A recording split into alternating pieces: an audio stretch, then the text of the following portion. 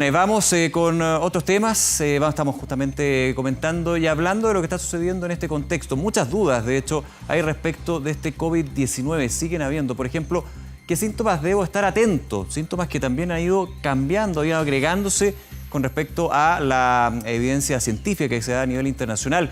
¿Qué medidas de prevención debo seguir? Bueno, vamos a hablar de este tema. Para eso nos acompaña hasta ahora el doctor Carlos Pérez, infectólogo y decano de la Facultad de Medicina y Ciencia de la Universidad San Sebastián. Doctor, muchísimas gracias. Comentarles también a ustedes en TVN, Canal 24 Horas y 24horas.cl que abrimos este consultorio virtual para poder acoger todas sus preguntas, sus dudas y poder conversarlas con el doctor a través del hashtag Noticias24. Doctor, nuevamente gracias por acompañarnos. Buenas tardes, Nicolás. Muy buenas tardes. A ver, quiero primero partir con la siguiente pregunta porque hemos visto que hay mucha atención con respecto a los síntomas. Ya con el número de contagiados también se da una base científica con respecto a cuáles son los síntomas que más empiezan a aparecer y que pueden de alguna manera advertirnos que estamos ante el COVID-19. Un fuerte dolor de cabeza, el tema de la respiración, falta de respiración, pero hemos visto en los últimos meses, más de 2 meses, que hay otros síntomas que se han ido agregando. Por ejemplo, la falta de olfato. ¿Es así como también se ha ido dando este virus que estamos conociendo? Bueno, tal como te señala, hemos ido pudiendo conocer un poco más del virus, no solo por las publicaciones iniciales de China y otros países, sino que incluso con nuestra experiencia ya local que se ha ido acumulando. Llevamos 3.000 casos ya en nuestro país, por lo tanto se ha ido acumulando cierta experiencia.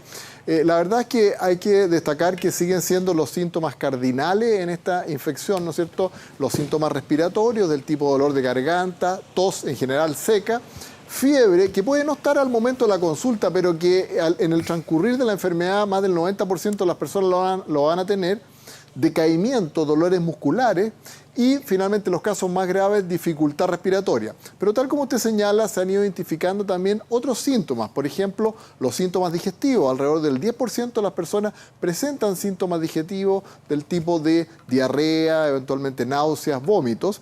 Y se ha también reportado, y ya lo hemos visto incluso en pacientes chilenos, ¿no es cierto?, la pérdida del olfato, anosmia en términos médicos, que sería bastante temprana, partiría a los inicios, no más tardíamente, a los inicios, y que, bueno, la gente además dice que no siente el sabor. Sí. No es que se eche a perder también el sentido del sabor, sino que recuerden que el olfato va muy ligado con el sabor, entonces lo que se pierde en realidad es el olfato, y por lo tanto no le sienten el gusto a algunos alimentos, y ese es un síntoma que no sabemos bien cuánto tiempo va a durar. En muchas infecciones respiratorias aparece este síntoma y al cabo de unos días se vuelve a la normalidad. Aquí no sabemos bien y hay que hacer seguimiento. Así que eso yo diría son los síntomas que se han ido agregando. Por supuesto en enfermos que ya evolucionan a un cuadro grave, ¿no es cierto?, de neumonía bilateral, de falla respiratoria grave, ¿no es cierto?, obviamente pueden evolucionar a una falla de multiórganos, ¿no es cierto?, de cardíaca, renal, etcétera, y finalmente eso es la causa de fallecimiento. Pero esos son casos muy extremos y que son precisamente las personas que fallecen. Doctor Pérez, vamos con una pregunta que nos hacen a través de Twitter, hashtag Noticias24, nos habla Lorena, dice lo siguiente, la pregunta, ¿hay más de un coronavirus? Un colega comentó que un familiar había sido diagnosticado con coronavirus, pero que no era COVID-19, ¿es eso posible? Claro, mire, COVID-19 pertenece a la familia de los coronavirus. Este es el séptimo integrante de la familia de los coronavirus que ha sido identificado y que produce enfermedad en humanos. Se conocen ya varios, 4 previos que producen en general cuadros de resfrío común o ocasionalmente neumonía, pero cuadros bastante más leves. Y esos se presentan todos los años en nuestro país y se identifican con los test habituales que detectan virus respiratorios. Los otros 2 integrantes de este grupo de los coronavirus son el productor del síndrome respiratorio agudo severo, el SARS, el productor del síndrome respiratorio del Medio Oriente, MERS, ¿no es cierto?, que nunca llegaron a nuestro país, y finalmente este 7º integrante que es el SARS-2 COVID-19, ¿no es cierto? Así que a eso probablemente lo que se refería la televidente Lorena, ¿no es cierto? Pero en concreto este virus es uno solo. Se ha discutido si hay 2 variantes, ¿no es cierto? Una variante más agresiva que otra, eso todavía está en discusión, pero este es uno solo, ¿no es cierto? Y que genéticamente está bien caracterizado. Doctor, en ese punto de la variante de un virus del origen, digamos, del virus asiático en China o del que se ha ido propagando en Europa. También ha sido un punto que ha estado en desarrollo en las últimas semanas. Sí, pero eso todavía yo le diría que desde el punto de vista científico estricto no está demostrado. Esta discusión ha tenido que ver con que si la variante que atacó, ¿no es cierto?, inicialmente a las primeras personas en China era un poquito más benigna que la que hemos visto posteriormente, pero han surgido algunas dudas respecto al número total de infectados, el número total de personas que fallecieron en China. Entonces yo creo que todavía eso está en discusión, pero con certeza, ¿no es cierto?, este es un virus que es único, ¿no es cierto?, que tiene una estructura genética bien conocida y es el que está produciendo infecciones en nuestro país. Doctor Pérez, vamos con otra pregunta que nos hacen a esta hora. A través del hashtag Noticias24 nos habla Rubén Muñoz Arellano. Dice lo siguiente: ¿el estar vacunado contra la neumonía o pulmonía ayuda? Mire, existen una serie de vacunas que se utilizan para prevenir infecciones respiratorias. Una muy importante es el virus de la influenza, ¿no es cierto?, la vacuna contra la influenza y que se ha estado colocando masivamente y eso es una muy buena protección.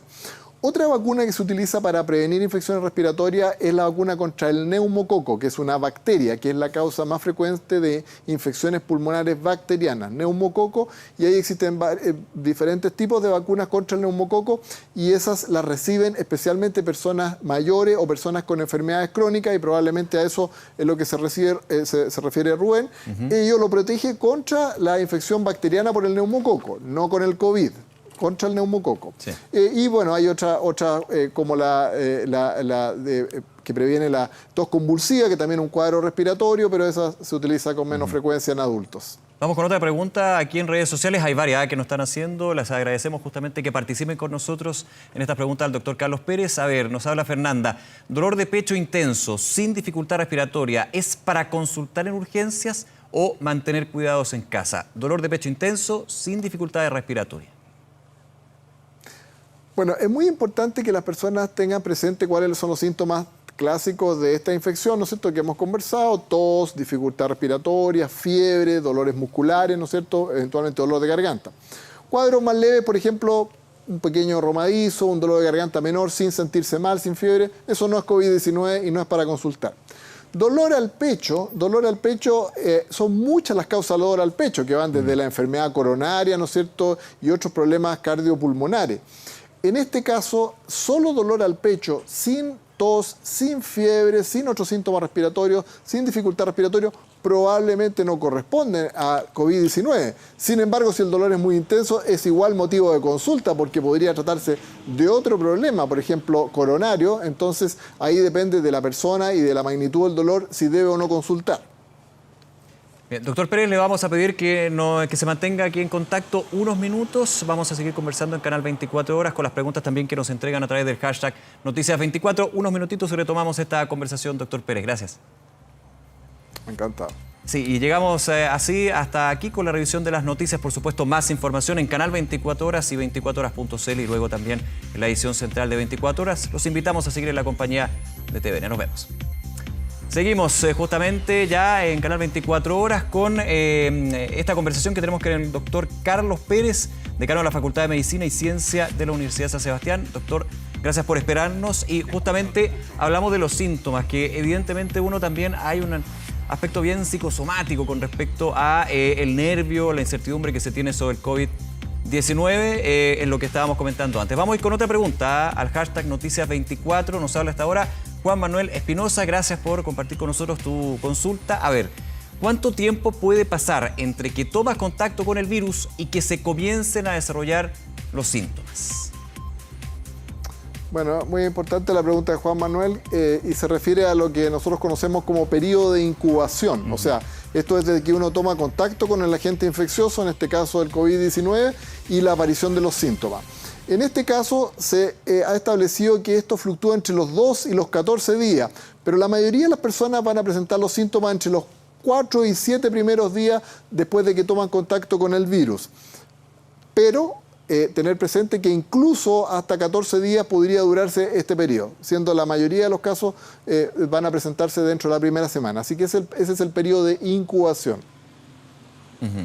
Sí, importante eso porque justamente, claro, se habla de los 14, pero como usted nos dice, doctor, hay que estar atento a los primeros 4 o 7 días, o sea, no digamos inmediato, pero sí en los primeros días ya uno empieza a sentir esos síntomas. Insisto, también hay una emergencia sanitaria que obviamente a uno lo hace preocuparse y empiezan a aparecer muchas veces síntomas que no lo son. Vamos con otra pregunta, ahí nos habla Juan Pablo, dice lo siguiente: ¿un paciente ya recuperado de COVID-19 queda inmunizado contra la enfermedad o la puede tener nuevamente? Una muy importante pregunta que hace. Así es, una pregunta que se repite y que es muy importante mucho. porque sabemos que las infecciones virales respiratorias en general confieren, después que uno las sufre, confieren inmunidad contra ese mismo agente. Por lo tanto, si uno se vuelve a exponer ya no se va a volver a infectar. En este caso, todavía eso no lo sabemos con certeza, pero lo más probable es que se comporte de esa manera, al igual que varios otros virus respiratorios y otros coronavirus. De tal manera que una persona que desarrolla la infección y se recupera no debiera volver a tener infección por este mismo virus. Vamos con otra pregunta, doctor Pérez. Estamos conversando justamente sobre el COVID-19. A ver, nos habla María José Gatica. Los test de COVID-19 demoran 10 días en los hospitales, los PCR en este caso. Los números que entrega MinSal son la mitad de los reales. ¿Este desfase justifica hacer una cuarentena para toda la población? ¿Qué opina usted? Mire, respecto a la tardanza en la respuesta a la toma de exámenes, eso varía dependiendo del tipo de laboratorio. Hay muchos laboratorios en el sistema público y privado que entregan los resultados dentro del mismo día o a más tardar de un día para otro. Aquellos que se envían al Instituto de Salud Pública han tenido un retardo un poco mayor, pero 10 días no tengo conocimiento que eso haya ocurrido, nunca es más allá de 2 a 3 días. Así que efectivamente puede haber un retardo en las estadísticas que nosotros estamos viendo, o sea, los casos que están ya en este momento siendo atendidos y con cuadros altamente sospechosos, a lo mejor son más de los 3.000 que se reportaron hoy día, porque obviamente siempre hay un desfase, ¿no es cierto?, en consolidar la información, pero no se demora tanto el examen. Ahora, el llamado obviamente es, ojalá a nuestras autoridades y a todos los que puedan aportar, a disponer de más lugares donde se pueda realizar el test, ¿no es cierto?, para así acortar los tiempos de confirmación del diagnóstico. Otra pregunta, doctor Pérez, nos habla Claudio Campos a través del hashtag Noticias24. Hola, ¿qué pasa con los asintomáticos? ¿Cómo darnos cuenta sin contagiar? Y esa es una duda bien recurrente porque, como sabemos, con los datos que se manejan a nivel Chile, pero también a nivel internacional, hay casos de COVID-19 donde no se presentan síntomas y evidentemente desde la persona y la autoridad preocupa bastante eso porque uno no sabe que tiene el virus, pero puede estar contagiando a otras personas que sí van a tener síntomas. Claro, eso es una preocupación importante porque en otras infecciones virales respiratorias puede haber un periodo, por lo menos, en que la persona todavía no tiene síntomas y puede estar ya excretando el virus y contagiando. Que vaya a pasar todo el cuadro sin ningún síntoma es más improbable en este caso, pero efectivamente hay un pequeño número de personas que ocurre esa situación.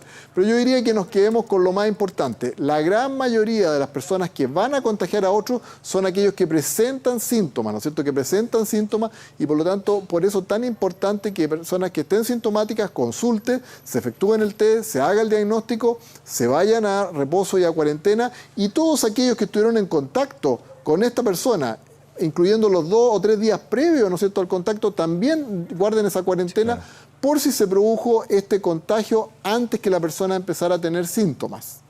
Hashtag Noticias24, otra pregunta que se le hace al doctor Carlos Pérez. A ver, José Alvarado Díaz nos dice, si me contagio, ¿desde qué día puedo contagiar a otros? Adelante la pregunta. Bueno, lo que le señalaba, lo más probable es que el contagio pueda empezar unas horas antes, a lo mejor un día antes, desde que yo tenga síntomas.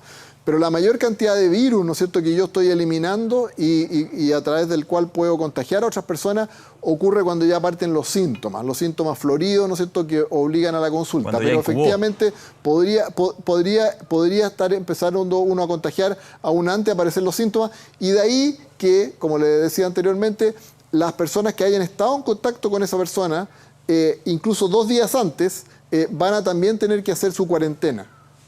Vamos a otra pregunta, doctor. A ver, nos habla Alexi Pino. En el norte del país hay súper pocos casos. ¿Puede incidir, que también es un tema que está ahí en el ambiente, el clima en la baja de casos? En algún minuto también se hablaba de que había una especie de barrera que se dio en el verano principalmente por las altas temperaturas. Entiendo que esto ha ido también decantándose y al parecer la temperatura no tiene mucho que ver. ¿Qué entiende usted por eso? No, yo creo que no tiene, y no solo yo, sino que científicamente no hay ninguna razón para pensar que la temperatura ambiental tiene que ver con que hayan más o menos casos. El tema tiene que ver básicamente con la cantidad de personas infectadas que han llegado a las diferentes regiones y que han diseminado, que han transmitido el virus a otras personas. Y ahí hay temas de densidad poblacional, cantidad de personas que llegaron del extranjero a esos lugares, etcétera. Pero el clima, propiamente tal, no tiene mucho que ver con la transmisión de este virus. Vamos con otra pregunta, les damos las gracias. Muchísimas preguntas que nos están llegando hasta ahora al hashtag Noticias24. Gonzalo dice, mi hermana viajó en un vuelo donde había un contagiado. Esto fue hace 13 días. Hoy tuvo fiebre. Si sale positivo por COVID-19, ¿desde allí se comienzan a contar 14 días más? Saludos, nos dice Gonzalo. Así es. El tema de los 14 días, a ver, primero, para una persona que sufre la infección, esa persona se va a quedar, supongamos que tiene un cuadro más leve y va a estar en su casa, que es lo que le ocurre al 80% de las personas, se va a quedar en reposo, ¿no es cierto? Y una vez que se terminen sus síntomas, en general se va a extender 14 días más la cuarentena, para asegurarse que no vaya a contagiar a otras personas. La persona que estuvo en contacto, ¿no es cierto?, se considera desde el último momento en que estuvo en contacto con esa persona infectada, de ahí en adelante se cuentan los 14 días. Así que eso va a ser la cuarentena que van a tener que hacer todos los contactos potenciales de esa persona con infección documentada. Siguiente pregunta para el doctor Carlos Pérez. Le agradecemos, doctor, por supuesto, estar acompañándonos hasta ahora en Canal 24 Horas y 24horas.cl. Giovanni Toro dice, hola doctor, ¿qué hay del tratamiento de hidroxicloroquina? Cloroquina. Sí. Hidroxicloroquina, porque en Chile no han realizado pruebas como en países europeos o Estados Unidos en pacientes más críticos. ¿Qué pasa justamente con este compuesto? Bueno, mire, lo que se refiere al televidente es un medicamento que está disponible hace muchos años en el mundo, que se utiliza para la prevención de malaria y se utiliza también para el tratamiento de algunas enfermedades reumatológicas y que se ha demostrado que tiene algún efecto sobre el virus, sobre la replicación del virus y ha ayudado al tratamiento de pacientes más graves. Eso es lo que sabemos. Los datos están basados en estudios con pequeñas casuísticas de pacientes fuera de nuestro país, ¿no es cierto? Pero como es lo que tenemos hasta el momento, es lo que se está utilizando. Existen en este momento en marcha estudios con mayores casuísticas con este y otros medicamentos para responder en definitiva esa pregunta, pero por ahora, dado que algún un efecto beneficioso puede tener, se está utilizando. Pero hay ciertas precauciones que hay que tomar porque este medicamento puede producir algunas arritmias cardíacas, puede interactuar con otros medicamentos, así que este medicamento se utiliza solo para pacientes hospitalizados y bajo indicación médica, jamás automedicado. Muy importante eso. Vamos con otra pregunta, doctor. A ver, hashtag Noticias24. Sebas nos dice, un estudio de científicos de Estados Unidos publicado en una prestigiosa revista revela que el virus se mantiene en suspensión hasta 3 horas en el aire. La Organización Mundial de la Salud lo cuestiona, pero no lo desmiente. ¿A quién creerle? Nos pregunta Sebas. Mire, se han hecho varios estudios para ver cuánto tiempo permanece el virus en el medio ambiente, sea sobre superficie inanimada, donde puede permanecer horas, incluso algunos días, y en el aire, ¿no es cierto? Y ahí hay alguna controversia de cuánto tiempo puede permanecer en el aire, ¿no es cierto? No en el contacto directo persona a persona, sino que en el aire, en un ambiente, ¿no es cierto?, en que hay alguna persona infectada. Entonces, lo concreto es que con la evidencia científica que tenemos hasta el momento, no se considera que eso es una vía significativa de transmisión y solo se toman precauciones adicionales, esto es, utilizar estas mascarillas de alta eficiencia N95 en el caso de personal que atiende a personas en unidad de paciente crítico y sobre todo si tiene que realizar procedimientos donde pueda haber aerosolización del virus. Pero para la atención rutinaria de pacientes o para el contacto cercano por pacientes, por familiares, por ejemplo, basta con la mascarilla quirúrgica que sirve para el contacto más bien cercano de gotitas. Así que esto de la permanencia en el medio ambiente, como sucede, por ejemplo, con el virus del sarampión, no es algo relevante en el mecanismo de transmisión de este virus. A ver, tenemos otra pregunta, el hashtag Noticias24. Melek Chantal dice lo siguiente, si salgo al centro a hacer trámites con mascarilla y guantes, ¿me puedo contagiar? A ver, sobre la necesidad de andar con mascarilla y guantes en la calle, eso es bastante discutible, porque la verdad es que Respecto a las manos, ¿no es cierto?, con un lavado de manos frecuente o utilización de alcohol gel, aunque el virus haya quedado en la superficie de las manos, uno lo va a eliminar. Respecto a la mascarilla en el ambiente, usted ve aquí, estamos sin mascarilla nosotros aquí conversando, ¿no es cierto?, porque no es necesario. Ahora, si usted está en un recinto donde se atienden pacientes, obviamente que el riesgo es mayor y estamos todos utilizando mascarilla. Si eventualmente usted va a estar en un lugar de mucha aglomeración o va a viajar en un medio de transporte que hay distancias menores a 1 metro entre las personas, uno podría considerarlo dado la situación que estamos viviendo. Pero en la situación habitual de andar en la calle, ¿no es cierto?, y a una distancia prudente de las personas, no es necesario usar mascarilla ni guantes. Bien, doctor, se nos acaba el tiempo. Muchísimas preguntas que quedaron ahí. Agradecer, por supuesto, a todos quienes compartieron con nosotros, con el doctor Carlos Pérez, decano de la Facultad de Medicina y Ciencia de la Universidad San Sebastián. Por supuesto, vamos a seguir en Canal 24 Horas abriendo las dudas y consultas que se dan sobre esta crisis sanitaria. Doctor, nuevamente, muchísimas gracias por su tiempo. Un agrado. Gracias. Gracias a ustedes. Buenas tardes. Que esté muy bien. Hasta luego.